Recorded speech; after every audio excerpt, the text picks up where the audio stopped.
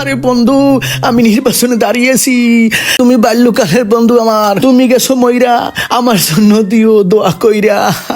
আমিন আমিন। আসসালামু আলাইকুম। আপনারা এখানে কি করতেছেন? এই তোমার বাবার কবর জিয়ারত করতেছি। আমার জীবিত বাবারে আপনি মৃত্যু করলেন কিভাবে? আর এটা তো কবরস্থান নয়, এটা তো উলির মেডা, এবং আমি মাটি উঠিয়ে রেখেছি। হ্যাঁ, আপনি যদি আমার বাবার বন্ধু হন, তা কই সারা জিন্দিগিতে কোনো বন্ধুর কোনো খোঁজ খবর নেন নেই, এখন আসেন খোঁজ নিতে এই ইলেকশনের জন্য না? এরকম বন্ধু আমার দরকার নেই, এরকম বন্ধু আমার কি প্রয়োজনে আসে?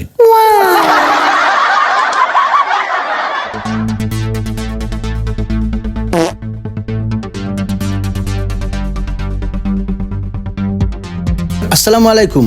আমি ইলেকশন দাঁড়িয়েছি, আপনি জানেন? হ্যাঁ জানি। তা আপনি ভোটটা আমাকে দেবেন? না, আমি আসলে ওভাবে বলতে পারবো না কাকে দিতে পারি, কারণ আমার অনেক প্রার্থী আমাকে অনেক বলেছেন। হ্যাঁ, আমি কাকে দেবো বলতে পারি না, তবে আমি দেব দেশপ্রেমিক তারা, দুর্নীতিমুক্ত যারা, তাদেরকে দেব। আমি একজন খাঁটি দেশপ্রেমিক, আমাকেই দেবেন আপনি। আমি দেশে উন্নয়ন করব। সবাই এই কথা তো বলে, কিন্তু আসল দেশের উন্নয়ন না করে তার নিজের উন্নতি করে। এর জন্য তো কারোর উপর আমরা বিশ্বাস স্থাপন করতে পারতেছি না। আমার উপর আপনি বিশ্বাস স্থাপন করতে পারেন। এই আমি অনুরোধ করতেছি, বিশেষ করিয়া এই আমি পাও ধরছি, আপনি ভোটটা আমাকে দেবেন, ঠিক আছে?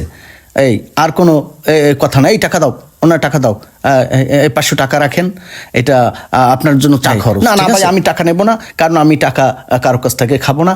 আমি দুর্নীতি মুক্ত ব্যক্তিকে আমি ভোট দেব, কারণ আমি দেশপ্রেমিক, সুতরাং আমি টাকা নেব না। এই এই শুনে যা, আমার বন্ধু ছেলে না তুমি?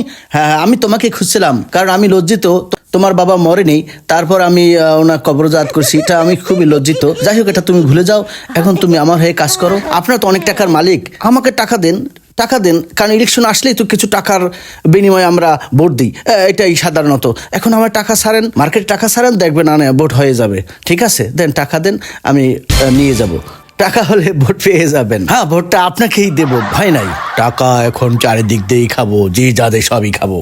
এ নাইম, শোন, কথা আছে। ইলেকশনে টাকা নিয়ে, টাকার বান্ডেল নিয়ে কিন্তু এখন মাঠে নামছে প্রার্থীরা। সুতরাং এখন আমাদের টাকা ইনকাম করার সময়, চারিদিক দিয়ে খাবা না সানি না, এইসব কাজ করা যাবে না। নির্বাচনের উসিলায় ভণ্ড প্রতারক চেনার উপায়, যারা টাকা খাবে তারাই ভণ্ড প্রতারক, আর যারা টাকা দেবে তারাও ভণ্ড প্রতারক, তারাই দুর্নীতিবাজ।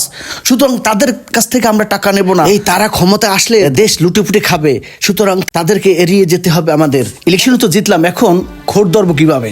যা খরচ করছি এটা উঠাতে হবে এবং আমাদের ইনকাম বাড়াতে হবে। হ্যাঁ নেতা, আমার বাড়ি ঘর নদীতে ভেঙে গেছে, আমার একটা ঘর বাড়ি দেন, আমার নাইলে থাকার উপায় নাই।